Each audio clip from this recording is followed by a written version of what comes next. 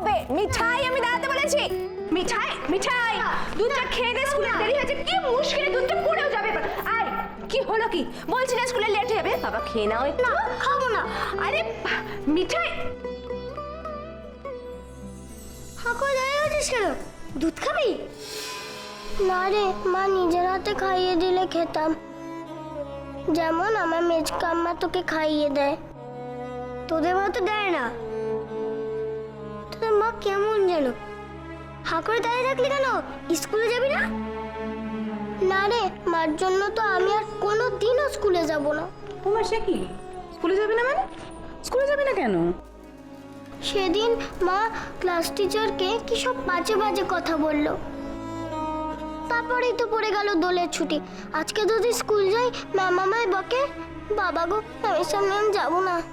আরে দূর, ক্লাস টিচারের সঙ্গে খারাপ ব্যবহার করেছে তোর মা, তো সে বকুনি খাবে। তুই বকা খাওয়ার ভয় পাচ্ছিস কেন? কি আশ্চর্য, কেন, কি থামো হলো? তুমি। কি হলো? এমনিতে বাচ্চাটাকে কি করে বুঝিয়ে সুঝিয়ে স্কুলে পাঠাবো বুঝতে পারছি না, তার মধ্যে উল্টো পাল্টা কথা বলতে শুরু করলো, দেখলি? গুড়িয়া, যাবে তোমার আজকে স্কুলে? যাবে তো? না যাবো না। কেন? তুই না গেলে কি আমি একা যাবো? আমিও যাবো না। ওয়ান্ডারফুল। মায়ের মাথা খারাপ, তাই তোমরা স্কুলে না গিয়ে বাড়িতে বসে থাকো। গুড। বাহ, এই তোদের তো স্কুল বাস আসবে। আরে সেটা কোনো প্রবলেম না, আমি তো মিঠাইকে বাসে তুলতে যাব, তখন ওদের বাস আসবে। আমি না হয় ওদের বাসকেও বলে দেবো যে ওরা আজকে স্কুলে যাবে না, ব্যাস। ওরা আজ বাসে যাবে না।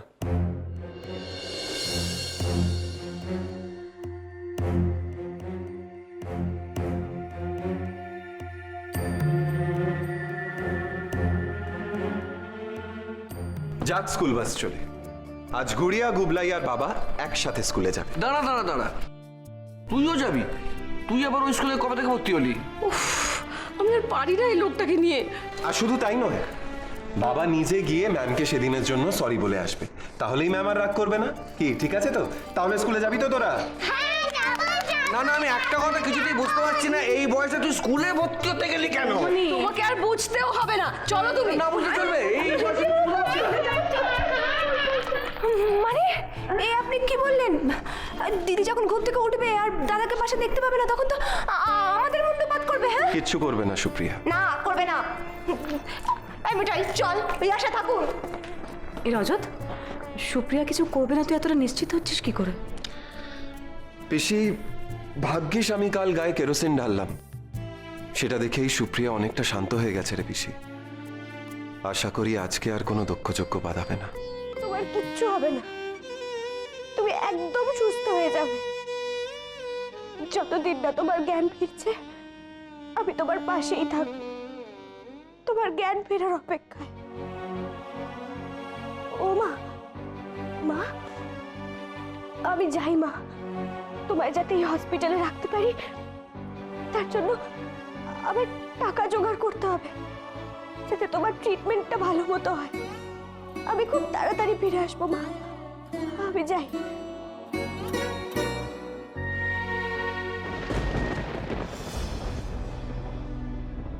পিসি, সত্যি করে বলো তো, রজত আমার জন্য গিফট আনতে গেছে? বলো বলো বলো, শিগগিরই বলো। আরে আরে সুপ্রিয়া, আমি তোমাকে মিথ্যে কেন বলবো বলো? তাই তো, মিথ্যে কেন বলবে? তুমি আমায় মিথ্যে বলবে না। রজত কিছু বলেছে? কি গিফট আনবে আমার জন্য?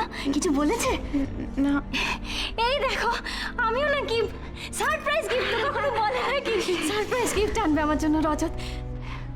কত ভালোবাসে আমায়, হ্যাঁ, কত ভাবে আমার জন্য, কত ভাবে। সকাল সকাল আমার মুখে হাসি ফোটাবে বলে গিফট আনতে চলে গেল, আর আমি ওকে ভুল বুঝলাম। ঠিক নয়, এটা একদম ঠিক নয়। মা, মা কত ভালোবাসে বলো রজত আমায়। হ্যাঁ, তুমি এখানে কেন? যে কারণে তুমি এখানে, ঠিক সেই কারণে। মা, ও মা, মা আপনার ছেলে আপনাকে বলে গেল না? একদম ঠিক করেনি। আরে গিফটটা তো আমার জন্য আনছে, আমাকে সারপ্রাইজ দেবে, আপনাকে বলে গেল না? খুব খারাপ করেছে কিন্তু আপনার ছেলে। আপনাকে বলে যাওয়া উচিত ছিল বেরোনোর সময়। কেসটা কি বলো তো দুর্বা? সুপ্রিয়া, তুমি একটা কাজ করবে, তুমি রজতকে একটা সারপ্রাইজ দেবে।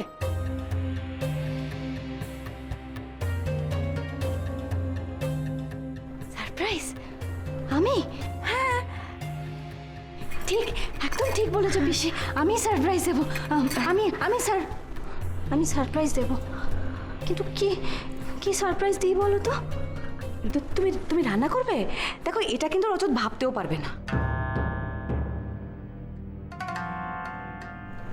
রান্না করব। হ্যাঁ, রজতের জন্য রান্না করবে তুমি? হ্যাঁ হ্যাঁ, ঠিক বলেছো। আমি শুধু রজতের জন্য রান্না করব। হ্যাঁ, রজতের জন্য রান্না করব। কি হচ্ছে অমিত? আজ সূর্য কোন দিকে উঠলো? চলো আমরা রান্না করে যাই। এসো। ঠিক বলেছো, যাই। আবার রজত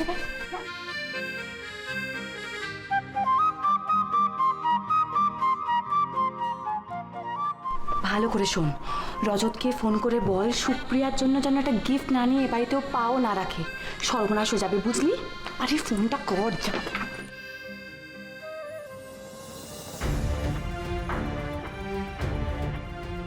আমরা যখন স্কুল যাই তুমি আর মা কেউই তো থাকো না।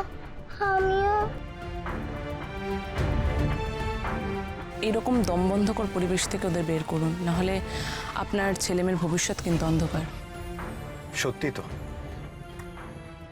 সত্যি গড়িয়া গুবলাইয়ের প্রতি আমার দায়িত্ব আমি অবহেলা করতে পারি না, কিন্তু কিভাবে আমি এই দায়িত্ব পালন করি বা কিভাবে? কি করলে ওদের জীবন নির্ঝঞ্ঝাট হতে পারে জানি না। এমন একজন আয়া যে সুপ্রিয়ার মন বুঝবে, ওর মন বুঝে চলতে পারবে, এমন আয়া আমি এখন পাই কোথায়?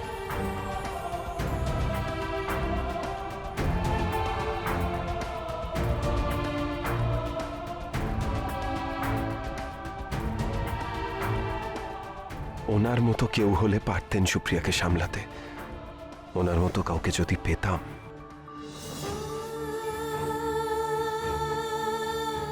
আমি আপনাকে সাজেস্ট করছি আপনি পেশেন্ট বাড়ি নিয়ে যান। শুধু শুধু এত দামি হসপিটালে রাখার কোনো মানে হয় না। খবরদার!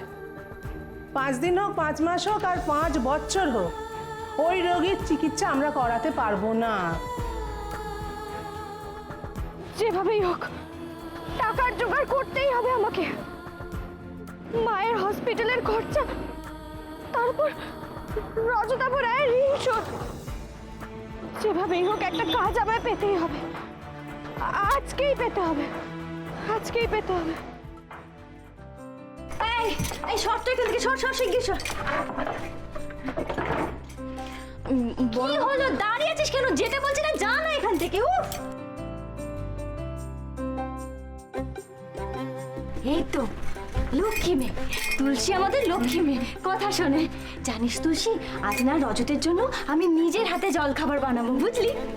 জল খাবার তো আমিই বানাচ্ছিলাম।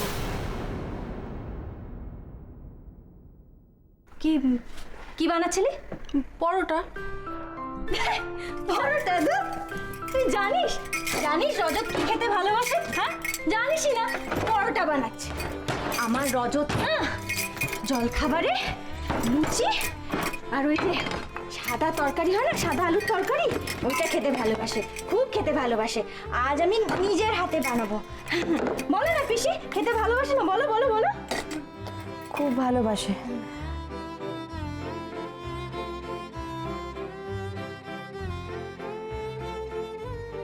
তাড়াতাড়ি ফিরে আয় রজত। সত্যি তুই ঠিকই বলিস রে, সুপ্রিয়া তোকে সত্যি বড্ড ভালোবাসে। নিজের চোখে সেটা দেখে যা একবার।